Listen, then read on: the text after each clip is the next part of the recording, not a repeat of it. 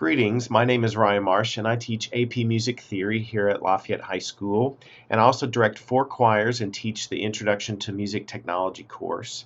I started AP Music Theory course here at Lafayette in 2004, and it is the 4th and final musicianship class that SCAPA music majors to fulfill their requirement. The class, most importantly, is also open to Lafayette students who are enrolled in a music ensemble at Lafayette but aren't in SCAPA. It was important to me that we offered this class to all Lafayette students who wanted to take music theory. The AP Music Theory course is intended for students who will continue their study of music at the college level, or for students who desire to further their understanding of the fundamentals of music. We expect all students enrolled in the course to take the AP Music Theory exam at the end, and they'll be prepared to pass it with a score of 3 or higher. In 2020, Lafayette Theory class represented nearly 12% of AP Music Theory exams taken in Kentucky. All 30 of those students in the class scored a passing score of 3 or higher, and our AP Theory classes through the years consistently outscore the state and national averages. The course itself focuses on exam preparation throughout, and we teach to the test, but the test itself is a really high quality, very difficult exam. It is one of the most difficult, I think, in the AP curriculum and requires probably the broadest range of skills on any exam. For instance, there are 75 multiple choice questions. Some of those, most of them require some sort of oral stimulus, where an oral example is played. It could be as simple as an interval or a chord or a scale, or it could be all the way up to a passage from a string quartet, and questions are asked about those examples that are played. There are a number of multiple choice questions that are just for written response. There's no oral stimulus on those. So 75 multiple choice total questions. And then there's a free response section like all AP exams. And that consists of 2 part writing questions. So students will be given a prompt and they will score a 4-part harmonic progression. There is 1 melodic harmonization where there's a melody and then students will have to provide the harmony. There are 2 melodic dictation questions where a melody is played and students must write down that melody. There's 2 of those. There's also 2 harmonic dictation questions where there's a chord progression played on the piano and students are required to write the response for the soprano and bass parts for that question.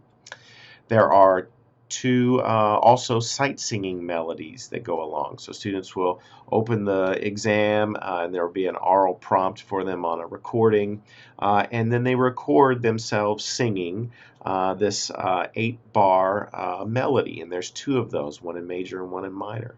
So you can see that this is a very challenging test.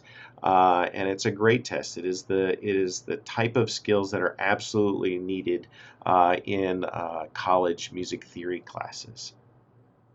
We take students from the foundational elements of music to part writing in the common practice style of J.S. Bach.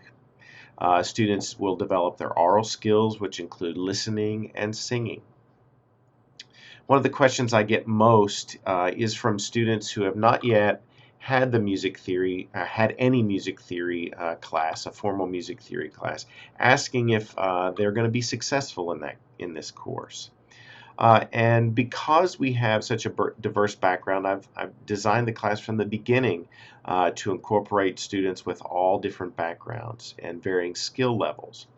And because of that, we begin page 1, chapter 1. It is a good review for students who have already had some theory background, but we make sure there's no holes in their knowledge along the way. But it's also critical for those students who are new to theory to come in on a level playing field.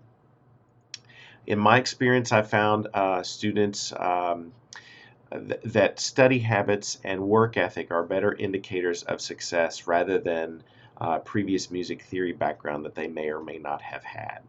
We have students that do outstandingly well, get 5s on the AP exam, not having had any other, they're not SCAPA majors, they've not been in any music theory courses, and likewise for those students who are in SCAPA courses will do well as well.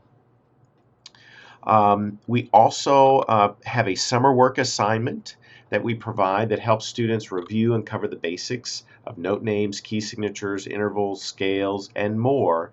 And so if you're a little apprehensive about what the course offers or what the course requires, this is a good way to kind of brush up your skills or learn some of the things that you might not have a grasp on yet, and so you'll feel better about entering the class in August. I focus on continuous improvement. That's an important aspect of the class for me and for students, is so that students have an opportunity to retake quizzes until they can demonstrate the requisite skills at a high level. And sometimes it's not just the opportunity, but I require those retakes until they reach a certain level. So if you work hard and you are dedicated to the class and you have good study habits, you should do very well in the class. I love teaching AP Music Theory and the opportunity to work with our outstanding SCAPA and non-SCAPA students at Lafayette. I've been here, this is my 18th year, and I love teaching here, and I plan to retire from here. So I look forward to working with you or your student. I look forward to meeting you as parents. And please don't hesitate to contact me if you have any questions at all about the class. I hope to see you soon and hope to see you in August.